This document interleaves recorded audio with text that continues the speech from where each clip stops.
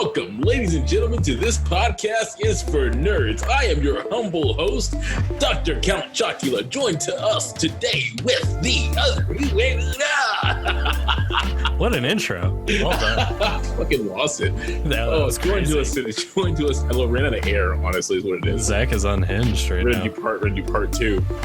Ladies and gentlemen, welcome to This Podcast. Hang on. You know what, Calvin? You give me a type of voice that you want the intro to be. Voice. I think given today's topic, you should do it in the styling of John 117. Okay, hang on. This podcast is for nerds. We're here to give you a podcast for you to listen to. We will be going over the Xbox Showcase preview. That is all. Well done. I like it. I'll be John doesn't give a fuck. It's true. He's got real no emotion. I can be your Cortana. So I was listening earlier to our. For those of you who don't know, we have a. Oh, do we want to announce that yet? Actually, I think we announced it here, and I can, we're talking business, but I guess I can put that up whenever you want. So, just earlier when I re-listened to the recording, or I watched it actually, I forgot that when you say booty, it makes me laugh my ass off. I don't know why, and I legit want like a ringtone that just is you saying booty over and over again because it's so fucking funny. I have no idea why that is, but it's true. It's almost like you're scared to say it almost, and then you do. Yeah, I'm wondering whether it's appropriate for our audience, I think. Yeah, so we are in response, I guess, to the game showcase that happened last week. We've started doing we're calling them Let's Drink. So Zach and I are revisiting the entire Halo campaigns, and every time we die we have to drink. We're playing on Legendary. Yep. So we had our first session this weekend. It was pretty painful. I figured we'd do a lot better, but I haven't edited the second mission yet, but I think there were like 12 or 15 drinks in there. The funny part is, like, I think that as I was listening to it again, I laughed because at a certain point we both were like, okay, it's like the more we drank, the more like, okay, let's get serious. And then we did it. And then for some reason we like just lost it all in mission two. So maybe we should only do one mission at a time. Yeah, I think so. Oh man, yeah, it was great. It was. I'm very happy with it. I think it turned out really well. So yeah, that'll be. I don't know. When do you want to put it up? So I was thinking about that, and we can talk about this more offline. Let's talk about it more offline. You'll know when it comes up because we'll announce it. Yeah, that's what's going to happen. We teased it. I put some music on the Instagram with the Instagram. Wow, I am 30. That's fuck. I put it on. I know. I put it on the IG for all you lit kids out there. Do nerds get lit? Is that what nerds do, or do we just party? I think we do whatever we want. Yeah, we just party. Speaking of the gram, you can follow us on the gram at This Pod is for Nerds. We're also on Twitter at This Pod is the number 4 nerds. And you can shoot us emails at thispodisfornerds@gmail.com. Yes, you can. Talk to us. Interact. Coalesce. Yeah, hang out. And if you want to, if you are down, you can actually join us on Xbox. We can get a party going, and I'm not sure we can record all the audio with you, but it'd be hilarious to play with some of you and just jump in a Halo game or Borderlands or whatever we do and just mess around. Yeah, I think that'd be a lot of fun. I already have a friend of mine who's super down when we do Borderlands 3. I let him know what you're doing, going to the first playthrough with us. So we're both going to get base characters and play with you. Oh, hell yeah. Oh, I'm super psyched. That'll be a lot of fun because the last one I played was it was part of the Handsome Jack collection. What was the one that wasn't like it wasn't iterative. It was like it was in space. What was it called? Oh. You could play as Claptrap. Oh, you played the pre-sequel. Yeah, I played that for like maybe 10 minutes. So that was the last time I played a Borderlands game. I played that one for maybe... I was bored at my friend's house, and I played maybe through the first hour and a half of that one. And I think what 3 did is take the best mechanics of 2 and the pre-sequel and put it in this game. So, oh, very cool. Well, yeah, I'm excited to play, so I just got to buy it, and then you can expect those to come at some point. Oh yeah, the Let's Drink series. yeah, the Let's Drink series. Yeah. So let's get into it. The Xbox showcase happened last Thursday. We're recording this Monday the 27th, so it'll be out this Thursday the 30th. So we're a week behind. But there was a lot of good stuff announced, I think, and I imagine you agree. Absolutely. This is a very strong showcase. Overall, I don't have many complaints with it. Yeah, I don't either. I think maybe we get into that near the end, and we can just kind of focus on what we enjoyed for the majority of this. And I will say, console wars, in my opinion, are stupid. And I would not say I am partial to Xbox in any way. I actually mostly play on the PC, but I like my PS4 as well, and I like my Switch. So I just like games. Here's my question for you. Yeah. When you play on your PC, what kind of controller do you use? I use a PS4. Damn it. Oh, sorry. Were you hoping for an Xbox? I expected you to say Xbox, yeah. Yeah, I was for a while, but I've been experiencing some drift in my sticks, so I need to look into that. Be a doctor for that. Yeah. It happens to the best of us. We've all been there. Come on. It does. A little bit of stick drift never hurt anybody. No. Yeah, so I just want to say all the praise I'm going to be giving Xbox this podcast. I would not say I'm an Xbox fanboy. I guess I am, but I'm a fanboy of all of them. I just love video games. You know what? I can say that. I have less experience with PS4. I haven't played on a PlayStation system since PS2. And we talked about that a long time ago, so there's no reason to bring that back up. But I am definitely not against any of the systems. Yeah. Yeah, so let's get into it. So the first thing they started with, I think everyone was expecting it, to be honest.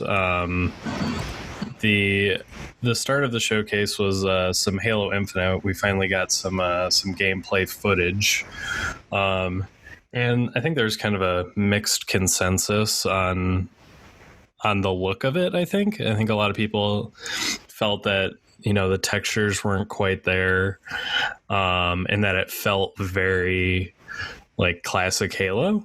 I don't know if you saw that discourse happening online. What did you think when you watched the footage?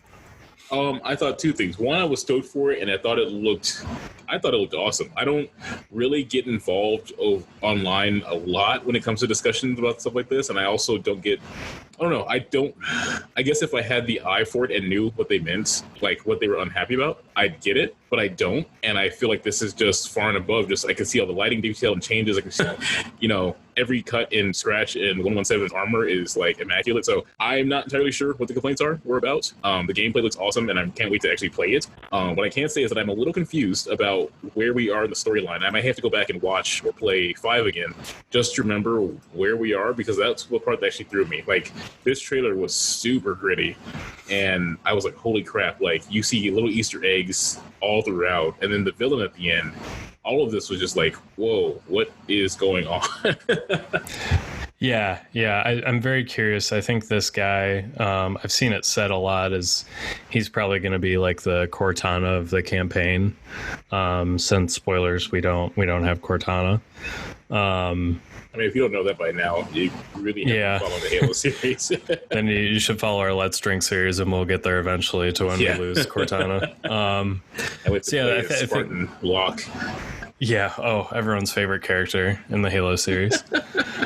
Um, but yeah, so I think the discourse is that this guy is kind of going to be he's going to be our Cortana. He's going to be kind of our ears when we're in the combat. Like he's going to be staying on the ship while we're out doing the crazy stuff, and he'll be providing some sort of, support, like hacking into buildings and stuff like that. I could see that happening.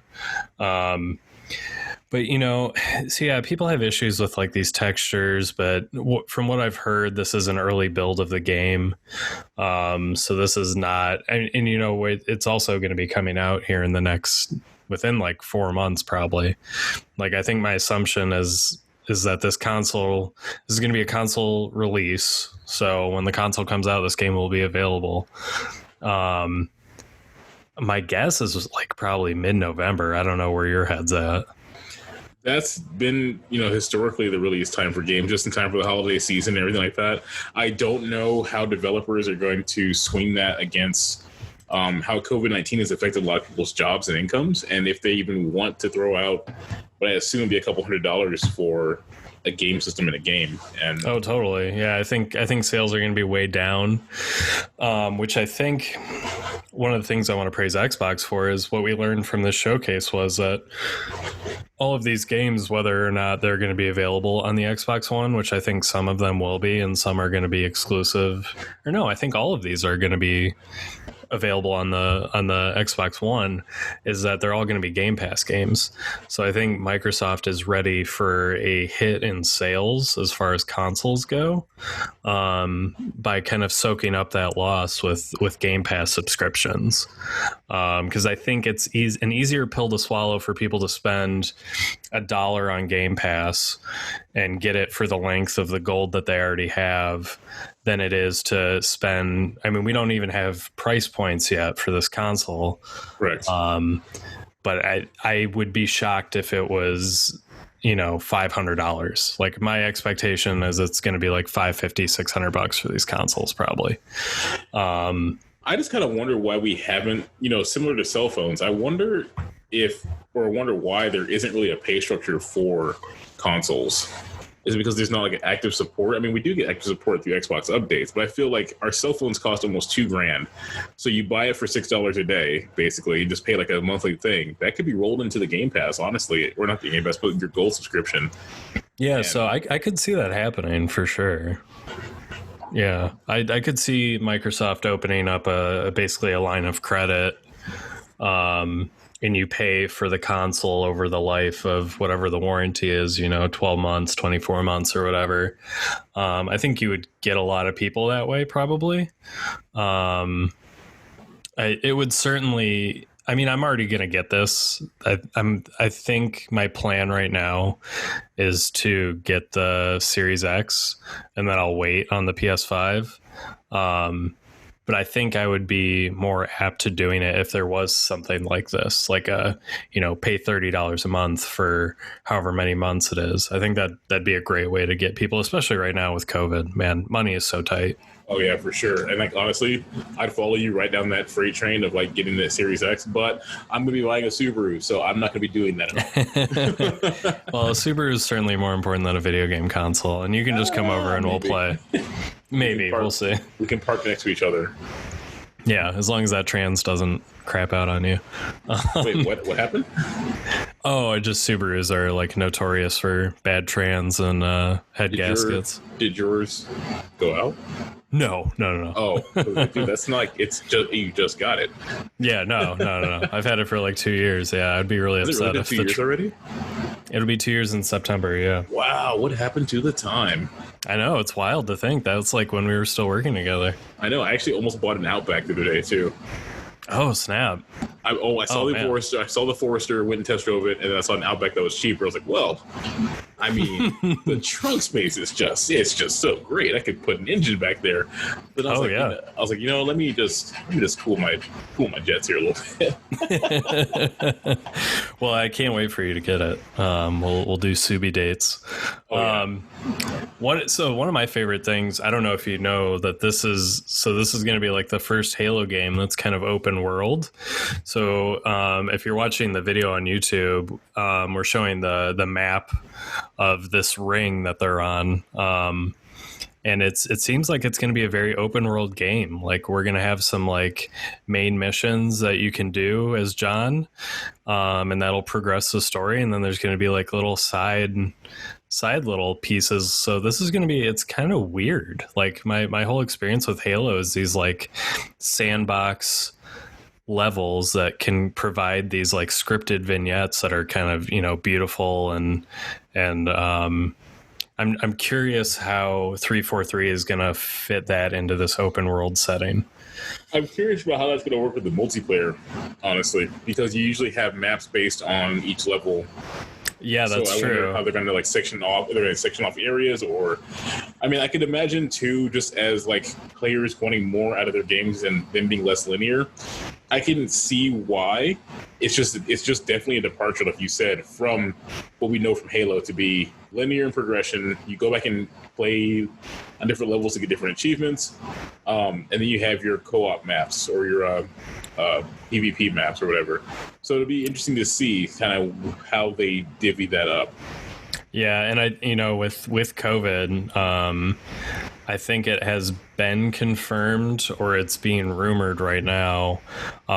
This game is not going to launch with multiplayer, which I think is going to be a hard for a lot of people to consider buying this game when multiplayer is such a huge part. For I think a lot of people don't care about the Halo like campaign. I enjoy it personally, and it's certainly the multiplayer is the reason I come back.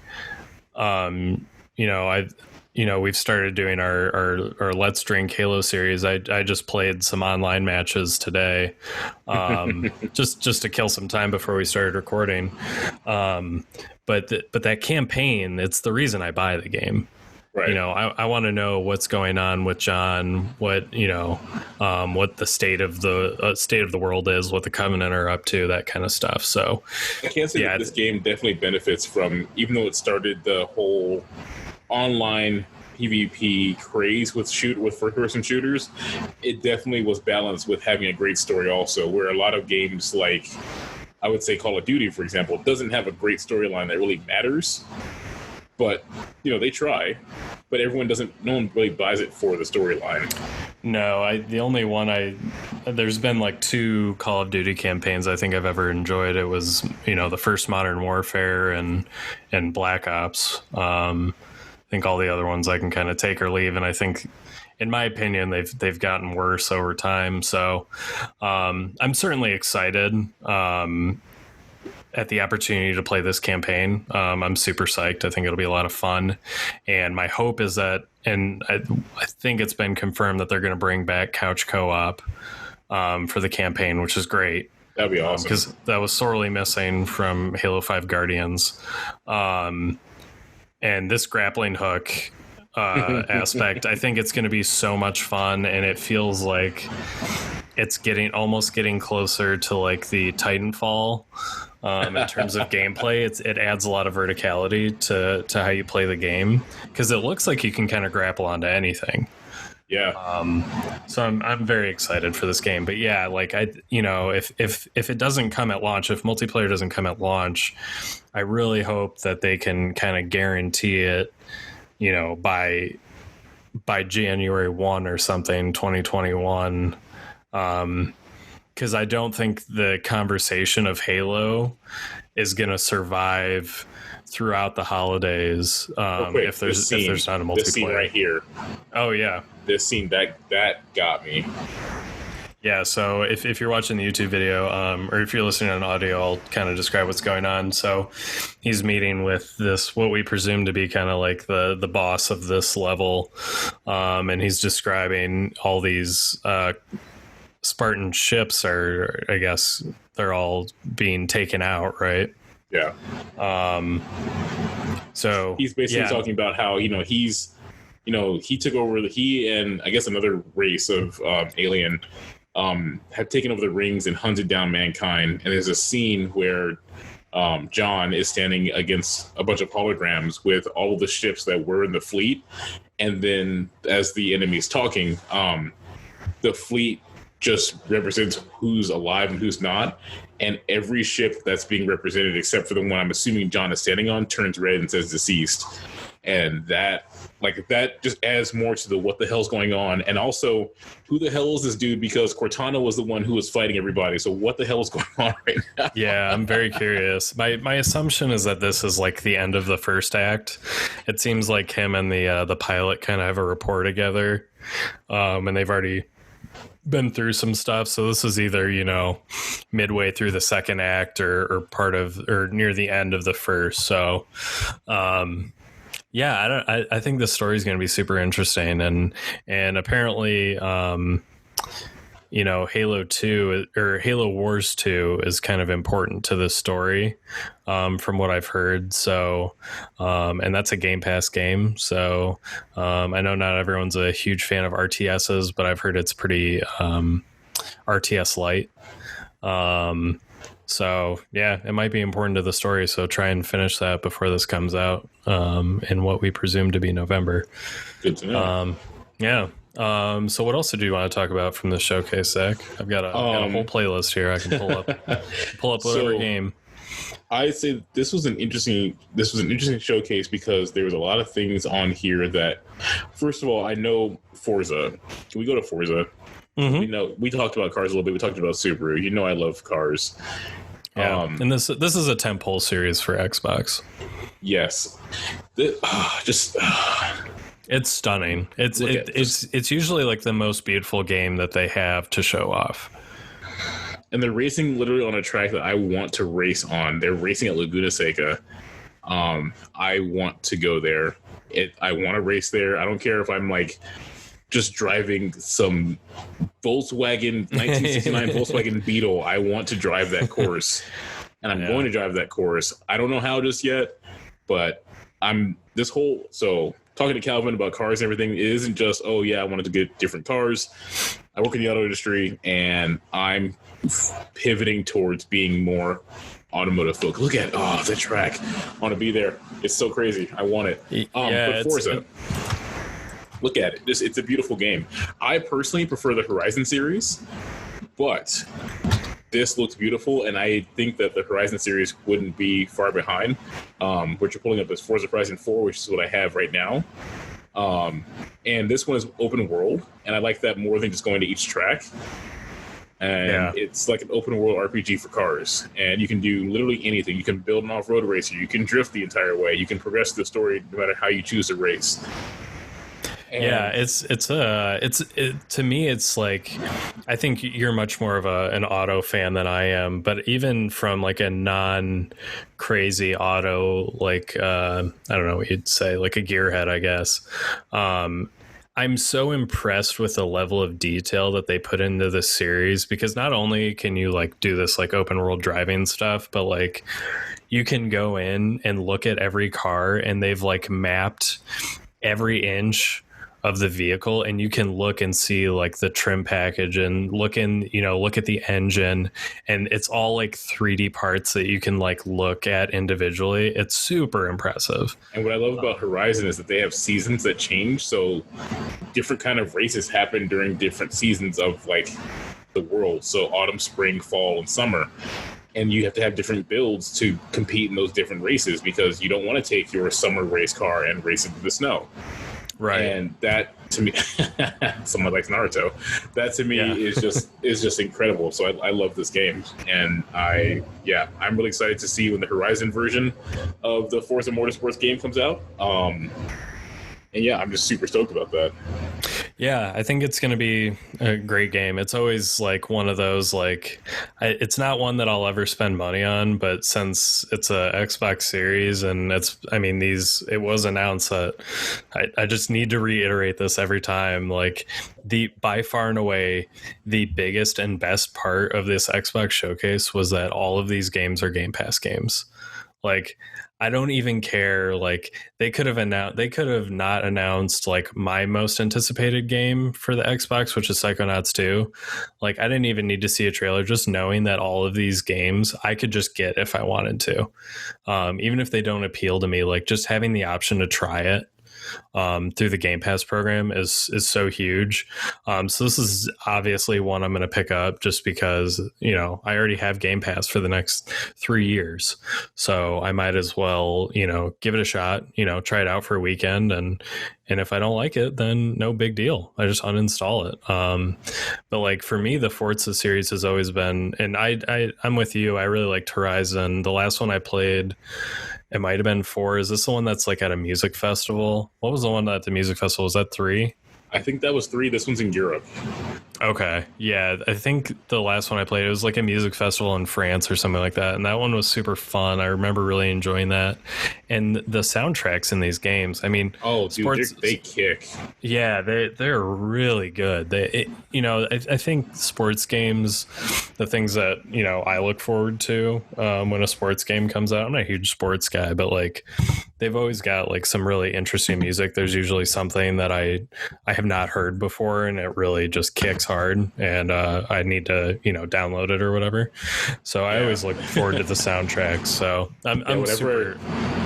whenever I play this game, it's always Horizon Base Arena. That's my station. I actually have looked up their playlist on YouTube and just played in the background when I'm at work because I love it that much. That's awesome. Yeah, is there anything else you want to say other than this shit is all in engine, which is incredible? Like this is not pre-rendered. Like, no, this is like ready. This is ready to party, and I love. Yeah. You know, this game's super inclusive. That's what I like about it too. So if you're not into racing, that's fun. Oh, yeah, it's so pretty. It's so pretty. And just the way they sound, they get the exhaust right, dude. Like most car games don't get the exhaust properly. Like these guys really pay attention. Sorry, this team of people have to be more proper. Yeah. This team does a great job at like making sure they get everything right, and I super appreciate it. Speaking of music, I know you're eager to talk about it. I want to talk about Psychonauts with you, but I want you to lead. Sweet. Here's why. Psychonauts so far is the closest thing that's a remake of a game that I am very interested in bringing back that probably will never come back. And that is another game that Jack Black was in. Do you remember what it was? Yes, and it was a Double Fine game, Brutal Legend. Yes. Which is funny you mentioned that. I was just listening to, if you don't listen to and you like video games, check out the Kind of Funny podcast. There's some great guys. They're part of the Rooster Teeth family. I've had the pleasure of meeting them. They do some great stuff, but they had Tim Schafer on, who is the director of Double Fine. They had him on to discuss Psychonauts 2, the announcement, and there were some fan questions about Brutal Legend 2. And he said he'd never say no. So we may get a Brutal Legend 2 at some point.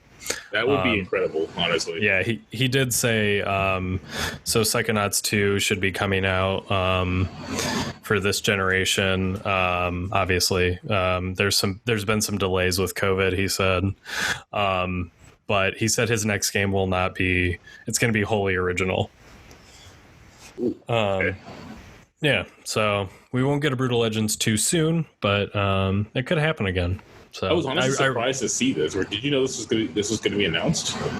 Yeah, so this has been. So I backed this game probably 5 years ago. It was a Kickstarter, and you know it did really well and kind of blew up Kickstarter as a money making platform for indie developers. It kind of set the way for other game developers. So that's super cool. And then Microsoft acquired them, I want to say 2 years ago. So it's been known that this is in development, and there's been a lot of delays. This kind of happens with Double Fine projects. They're pretty ambitious for being a small studio, and they're actually quite prolific. They have quite the catalog of games, most of which I really, really love, especially Brutal Legend. But yeah, this is like, so you haven't played the first Psychonauts, right? I have not. Okay, yeah. So this is a series that I played on the original Xbox. It's also on Steam. So it is still available to play if you don't have an original Xbox. I highly recommend the series. It's just a great platformer. with awesome humor, and kind of the premise is going into these people's brains, and so each level is somebody's brain and is kind of wholly unique, which I think makes for one great level of replayability, and makes it, kind of, it sets it apart from other platformers. I think, most platformers that we see today all kind of have like a gritty feel to them. They've got a very dark story, and this is just so much fun, and it's cutesy looking. It's very funny. So yeah, I'm super stoked for this. This is definitely my most anticipated and the game I was most excited to see at the Xbox Showcase. This definitely explains why you liked It Invaded so much. Yeah, right? Yeah. No, totally. Very similar styles. I mean, going into the brain, the psyche of somebody, and, kind of going into what makes each person so unique. And I think this game does a great job of exemplifying that. Can you give a little bit more backstory about the series? I actually don't know much about it at all. And honestly, for those who are watching on YouTube and don't know the series, this is not explaining much. Yeah. So I guess we can kind of get into what the series is as a whole. In this trailer, and I need to let me pull up the, they have a better one that's actually got Jack Black in it. I don't know if you saw that when you watched the, I saw the showcase. The one where he was singing. Yeah. Yep. It says it's featuring Jack Black. Okay, this must be he's just singing on it. So let me see. Xbox Showcase. Oh yeah, so it was announced 4 years ago. Which is wild. This might be it. It starts with Jack Black. Maybe not. Okay, we'll just watch this. Yeah, that's fine. So yeah. It's so this is a platforming game. It's in third person. And basically the main character there with the goggles, his name is Raz. And these kids all go to this Psychonauts training camp. And you gain all these different abilities as you progress through the game. So you get like telekinesis, levitation, pyrokinesis. There's probably another one that I can't think of. So as you kind of complete your story missions, you get these abilities. So it kind of takes place in the real world. So you're at the camp. There's elements at the camp, and then there's like what they call the mental world, which is in the consciousness of the different characters in the game. So Raz goes into these people's minds. He used that door that you saw at the beginning. So you go through that door, and then there's like this platforming element within the person's mental world. So there are I don't know if they're gonna continue with the theme of the first one, but they have sensors in the first game, which are these things that react negatively to Raz being in the brain, and that's kind of the combat aspect of the game. Okay. So the sensors will attack you because you're in this person's brain. They're trying to protect themselves. So, and then there's collectibles within the mental worlds, which are called figments. So there's like a collectible aspect if you like that. Like if you play Assassin's Creed and you like doing all the little collectibles, there's that in this. So there's also like emotional baggage, which are like these little tags within the mental world. So it's very kind of like tongue in cheek, but really gets into like mental health type stuff. So it's a great series, super fun, and it's probably the most wholly unique platformer that's ever been made. So yeah, it's definitely my favorite platformer. Like Mario doesn't even come close to this for me. Maybe objectively Mario is a better platformer, but this is definitely my favorite. Well, I mean, and Mario's done so much. He's kind of like, you can't really put him in a classification anymore because like, oh, Mario, if you say, hey, I played a Mario game the other day, 30 years ago that meant one thing. Yeah. And now that means, okay, did you play Mario Studio? Did you play Mario Movie Maker? Did you do Paper Mario? Did you do, what system did you play it on? So, I think that's your assessment is fair. You don't have to worry about Nintendo getting mad about that because they've done everything. Yeah, I don't think they see Psychonauts as competition. I don't think Psychonauts is taking any of their money. So yeah. So I'm super excited about this game. I think it was definitely I watched it live. I took my lunch break during the showcase, and it was like the one moment where I got like audibly excited. Like I was like yelling at my computer screen. I was like, yes, this looks so like, it just looks like they've kind of kept the same art style, but this level, if this is like what to expect from the other levels, this looks incredible. It's so psychedelic, and very abstract. So I'm super excited. Yeah. Yeah, no, this one, it caught me off guard, honestly, because I obviously don't follow the game the way you do and just didn't inspect it. So I was like, oh, wow, okay. And plus, we have seen games that, were around our childhood come back and have been, like, redone. So we had the Spyro get redone. We had Crash Bandicoot get redone. But this is wholly original, which is like, okay, that's awesome. Let's see what's going to happen. And again, yes, Jack Black's in it, so... Exactly, which is it's a console seller. Yeah, I mean, this is like, of all the things announced, I mean, obviously it's a sequel, and there were a lot of sequels announced. But I think for a lot of people that are watching the showcase, they probably didn't play the first one. Just because it's kind of old. The first one came out in 2005. I mean, wow. 15 years is not super old, but like that's a whole new generation of gamers right there. Yeah. That probably didn't get an opportunity to play it. So for me, it's like, this is what's, this is like what needs to be talked about. I mean, Halo's great and it's a tentpole for Xbox, but like, these are the type of properties, like this is why I'm glad they're like buying up the Double Fines, the Ninja Theories. Ninja Theory, yes. Yeah, so should we get into Senua Saga? We should just look at how it looks. That thing, that team.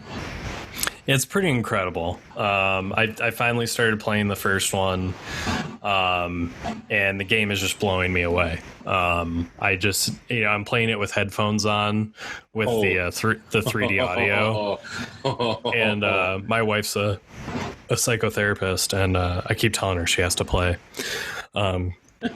Because to be honest, I didn't know the kind of like the shtick of the game with like the mental health aspect and stuff, and now she's like trying to find game companies that will hire her as a psychotherapist consultant, because they had one. That would be awesome, actually, for the first Hellblade. So yeah, this is so if you're watching the video, this is footage from the Game Awards last year.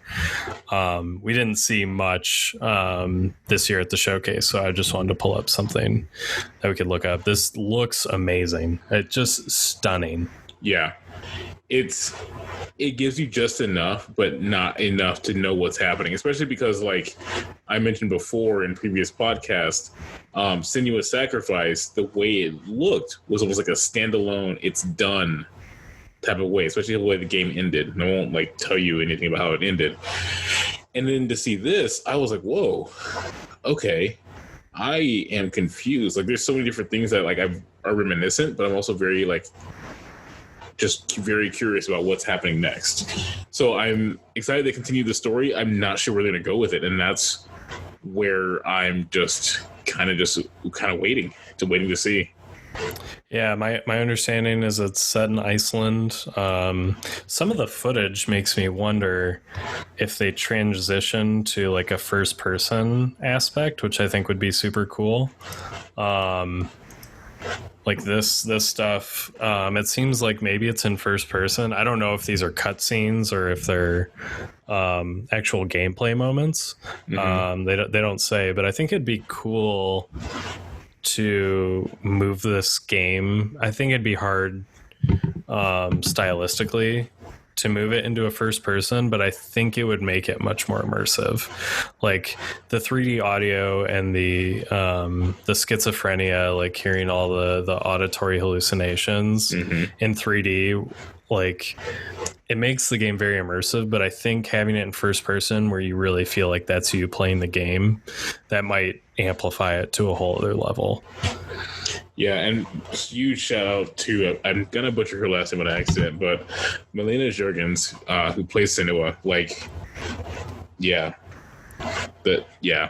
this is amazing. I am excited for this just because, again, like you mentioned earlier with the Halo series, it's a great story, and I will say it's not for people who are a faint of heart about their own mental health. You should definitely approach this game with a little bit of caution. But if you're used to darker imagery and things like that, it's definitely a great ride. Yeah, I agree. I had one quick one. We don't have to spend much time on it, but you've played it, so I thought it'd be worth discussing. They announced some new Outer Worlds DLC, which apparently is going to be. I think Outer Wilds itself is Game Pass, is a Game Pass series. Right. So this DLC apparently is also part of it, so you won't have to pay for the DLC, which is exciting. I just want to get your take on what you thought of the announcement one, and is this something you're probably going to play? I'm not going to play it, honestly. No, I didn't even get that far into Outer Worlds, the base game. A lot of that really was just the time commitment for it.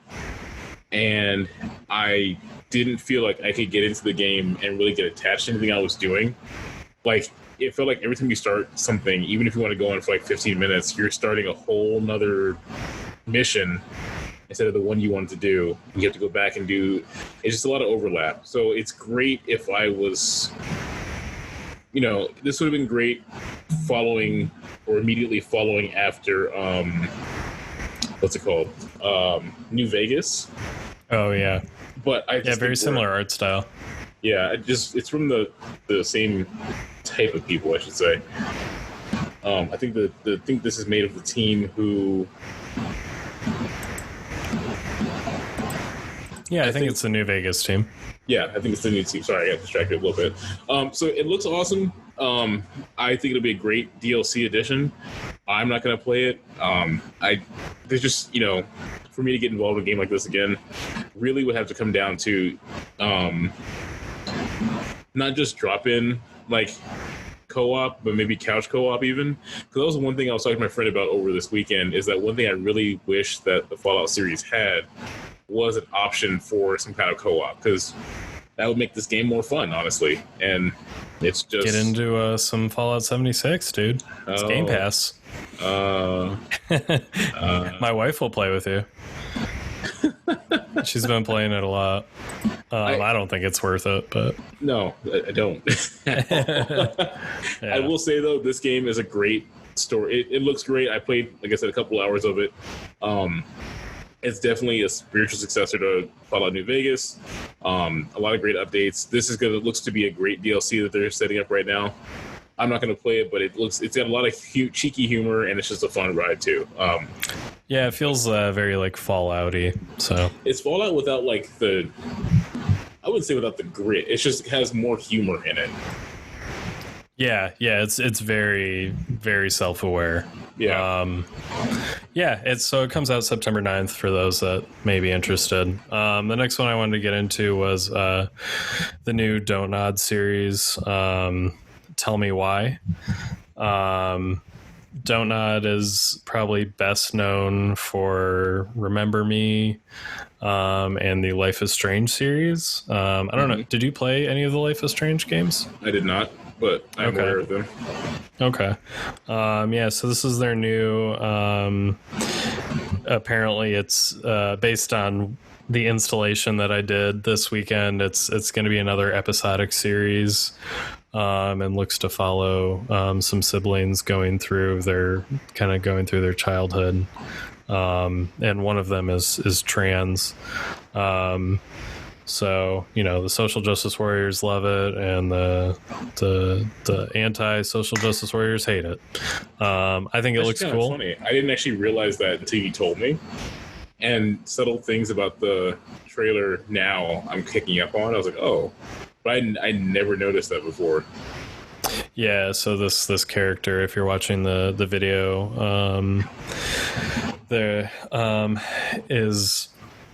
has transitioned to male, and it looks like you're probably going to play as both siblings.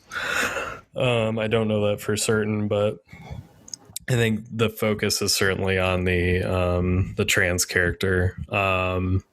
I don't know. For me, the Life is Strange series has always been one that meant a lot to me. They're definitely cheesy, and the writing is not always top notch. But I think what is there, the important parts are. I don't know. It's a story worth telling, I think, and certainly better than Remember Me. So yeah, I'm excited for this one. I don't know. Is this one? Do you think you would give a go, or is it kind of the Life is Strange never interested you, and this looks similar enough to not be of interest? These type of games never really interested me. In addition to like decision-based games of this nature, I'd watch it if it was a movie, just straight up, but not where I have to play and make decisions, I think. And that's just because, like, I'm at a point where I don't play games to feel attached or emotional because the world is crazy enough as it is. I don't, need to escape into a more emotionally just draining world. So this is not what I do.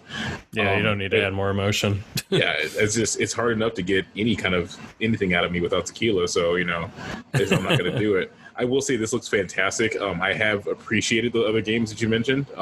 They always look amazing, and I've watched Let's Plays through them just to kind of get a feel for them. And I just really appreciate the work that goes into it, because it's not this is not easy. Look at this thing; it's beautiful. Yeah, they are stunning games, and my hope for the series is that I think Don't Nod and similar developers that do these story-based games, I think it's very difficult to make a game where it feels like the decisions you make have a real impact on the story. And I think some developers have done a good job of that. But there is this kind of trapping that they seem to fall into where the conflict is kind of predictable and rehashed many times. So my hope is that we don't run into that with this game. But again, that's a Gamepass game. It's available in 1 month from today's recording. And you can pre-install the first episode right now, and it is 100 megs. So it doesn't take up a ton of space. Hop into a beautiful world centered in the Pacific Northwest is what it looks like. Oh, totally. Yeah, they it's funny because I think they're Swedish developers, Don't Nod, and they really are in love with the Pacific Northwest because that's where Life is Strange is set. So yeah. Did you have any other ones you wanted to talk about? We have to talk about it, and I don't want to, but Fable. Oh, you don't like Fable? We've talked about this. Yeah, maybe we have. Okay, yeah. So one thing I will say is that this trailer was hilarious, and it actually is making me want to give this game another try. Dude, if you like the comedic aspect of this, that's how the entire series is. Well, that was the thing. When I played it before, I think I played Fable 3, I spent an hour and a half just handshaking people, and it pissed me off. And then as far as combat goes, they taught me so many different things. I was like, you know what? And this is before I really thought about I can choose how I wish to fight, and I don't have to do every single thing. But I thought the commands were just super clunky. There was just so much going on. And again, I was more into racing games at the time and didn't want to deal with this. That made me laugh so hard when I saw a fairy ate a frog. I mean, a frog ate a fairy. Come on. And then I was like, what the hell game is this? I was like, okay, it's Fable. but it's base Fable. They're not talking about anything as far as like Fable 1 through 3. I have always loved the morality aspect where how you play changes the kind of powers you get. So I've always loved that, and that's what drew me to the Fallout games in the first place. So I actually will give this game a shot, and hopefully I am not annoyed by it the way I was like before. Yeah, I'm a big fan. Now that I know that the first 3 are Game Pass games, it's definitely, I think I'm gonna have my wife play, and just watch her kind of go through the series because she's big into the like fantasy games. So sorry, that scene. Oh no, it's so great. It's a very comedic series. So yeah, I'm super excited. I think it's gonna be fun. We don't know much, so my guess is this is kind of a game that's far away, and is still probably relatively early in development. But we are getting a new Fable, so that's cool. So my other question: Do you think it's new, or are they redoing it, or because it's just Fable again? So. Right. So they've lost their original developer. So the guy that originally did Fable, he's no longer with the company. I'm trying to remember his name. Let me look it up. But so my guess is that they're going to reboot the series entirely, which I'm all for. I think the first 2 are great. I wasn't crazy about Fable 3. So yeah, I think this will be a reboot. I think they're going to take some elements, like they're definitely going to keep the morality stuff because they were one of like the first to do that. Right. And how it changes your physical appearance. Like you can't hide what you've done. That part I thought was awesome. Like in Fallout, you can have factions who are pissed at you, but you can go someplace else and they don't even know you. This one, you will physically be able to tell that you're a dick or not. Yeah, right. Yeah. Oh, it was so much fun. I remember playing the first one as a kid on the original Xbox and like playing with my cousins and being like, oh man, should I just go like straight evil? And then like I started growing my horns and I was like, oh man, what's it going to take for me to like get my horns at full size, and just super cool. It's a very cool series, very funny. But yeah, we've lost Peter Molyneux as I was thinking of. He Gotcha. He headed Lionhead Studios, and so yeah, he's no longer there. So I'm curious to see what this team ends up doing. But yeah, it's far away. So some of the other announcements we got to wrap this up. I didn't realize how long we've been doing this. We've been doing it for 18 episodes, ladies and gentlemen. Yeah. This is 19. We've been doing it for 19 episodes. We got a Destiny 2 Beyond Light announcement. For me, I don't know. I guess if it's a Game Pass game, I'll play the DLC and then probably be done with it. My one thing with Destiny is that the same thing, the time commitment. Like people, to get the most out of that game, you need to raid with your friends all the time, and that's just Fortnite with darker guns. Oh yeah, I basically I think I'm gonna play that DLC, which is gonna be like, I think it's like gonna be like one big raid or a bunch of missions that lead to a big raid, and then I'll probably be done with it, honestly. So we got a Tetris Effect DLC announcement, which is cool. I guess it's gonna play at 120 frames or something, which is insane. I love Tetris, so I think that'll be cool. Avowed and Everwild and Gunk were new, I think, overall. Very interesting concepts. Not sure how I feel about them just yet, but beautiful, beautiful games. Awesome work from all the studios who put in time and energy into these. They were fantastic. Yeah, Obsidian does great work, and I think this is going to be... I think this will be, if it goes well, it's hard to tell from a pre-rendered trailer whether a game's going to resonate with people. I think even if you see actual gameplay, it's hard to tell. Right. But Obsidian does great work. And I think this might be one that, we could get, a series out of. So yeah, I think I'm pretty psyched, but I don't really know what it is. Kind of same with Everwild. This one, I think, comes out. Yeah, Everwild. Or no. This one, I was thinking, what's the one that was in it's like the backyard where it's basically like Honey, I Shrunk the Kids. Darn it, I forgot the name of that one, but yeah, it's Honey, I Shrunk the Kids, and you're fighting bugs to survive. Yeah, that one comes out on tomorrow, which is crazy. Okay. Yeah, which it's a Game Pass game, so I'm just gonna pre-download it tonight, and I'll give it a shot. Maybe we talk about it in the next episode briefly if it's worth discussing. Yeah, we can both play it and see what's up. Yeah, this Everwild one, this looks really cool. I don't know what it is though. Even watching the trailer, I don't understand exactly. Like, even I watched the explanation afterwards, about becoming more in tune with using your magic to become more in tune with nature. I don't get what you're doing. Yeah, I mean, I swear to God, if this game makes me feel something by killing off one of these animals, I'm gonna fucking cancel this game so hard. I mean, I highly doubt you'll be the one killing anything. You'll probably find something being attacked and you can't save it. Well, yeah, see, no, I don't want to see, look at this. I don't want to feel that. That's sad. We better save that animal. You like feeling, Calvin. This is what you do. I do. See, here's the thing. I couldn't give less of a shit about people. If animals are hurt, that really bothers me. But yeah, this game looks cool. I mean, the art style is amazing. Not like anything I've really seen. Like, I guess it kind of has like some journey. It's more. It's less minimalist than Journey, but feels kind of like it. Yeah, super cel shaded. You don't have those hard to find outer lines. I think it's made to make you feel like you mix in well with the environment.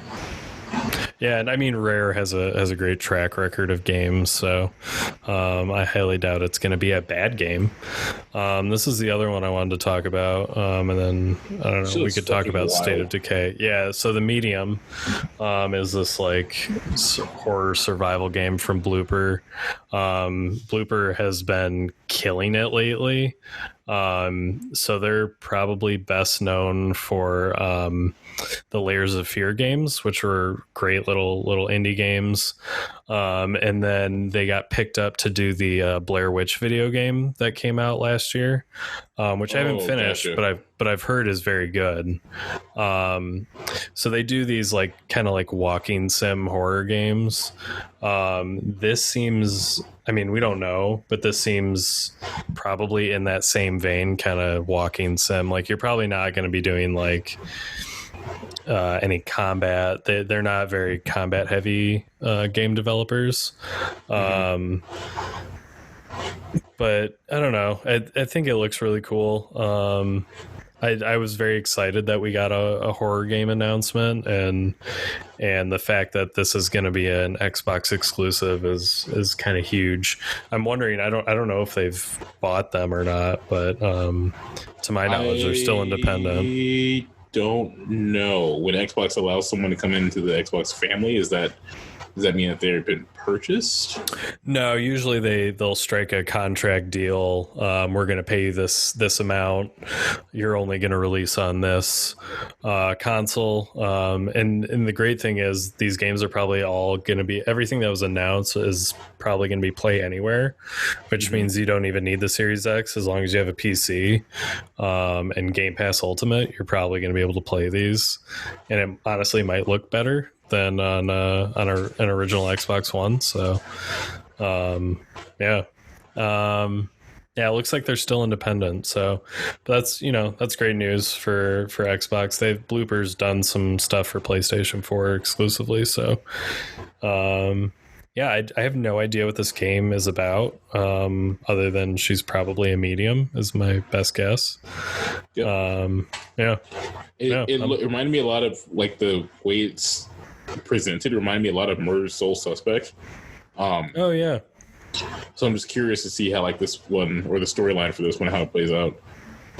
Yeah, I think it'll be good. I'm all for some horror, and Xbox. Getting some Xbox exclusive horror is great in my opinion. I keep like wanting to end, but like the State of Decay 3 looked really sick. This is a series I've never played. I've heard good things. I think State of Decay 2 is Game Pass. I believe you're right. So So this just looks amazing. I mean, obviously we don't have any gameplay, so I don't actually know what it's going to look like, but damn if that doesn't look realistic. Oh, I know. Like her expressiveness, it's insane. It's look at that. It's just like the details in her like cheeks, the way she raises them. Yeah. And and this scene is crazy. yeah. I mean, I think I'm like you, kind of burnt out on the zombie genre. I think it's definitely been beaten to death, especially by the games industry. Mm-hmm. But I don't know. I think it looks cool. I'm interested. Cool. But yeah, it's definitely been like it basically is the Mandalorian to Disney Plus. It's just been used to the point that we can't do anything with it anymore. Look, apparently the Mandalorian's great. I've watched the first half, but that's the thing. It is great. It literally is pulling a whole service on its own. That's true. Yeah, it was the sole reason I had Disney Plus for like 3 months. So I don't have it anymore, obviously, but Disney, I might. Yeah. Oh, that'd be sweet. That would never happen given the way we talk. But yeah, I forgot about that part. All right, whatever. Yeah, so that's it. That's all I had for the showcase. Is there anything else you want to say other than Game Pass is like the best thing to happen to the games industry? I'm curious to see what the PlayStation Network's going to do to counter it.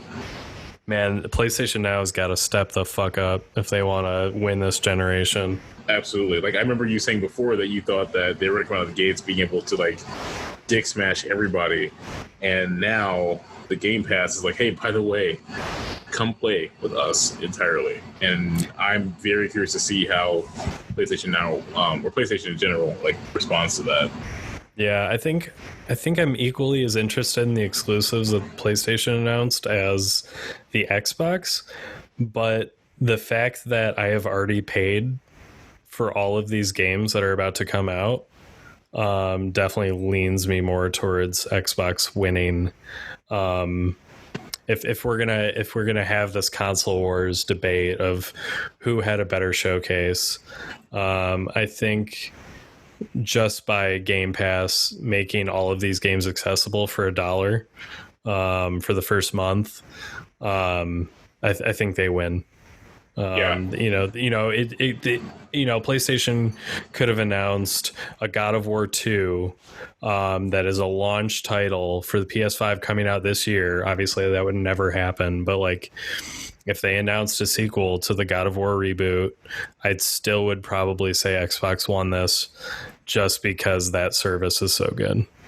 Yeah, I actually put out a poll. I put out a poll on our Instagram to see where everyone was sitting, Xbox or PS5, and 83% of you went PS5. Oh, damn. Man. All I have to say to that is, well, there's only one thing to say about it. There's only one thing I have to say about you PS5 lovers right now, and that is... Hey, we will see you next time on This Podcast is for Nerds, because there's nothing else to talk about right now.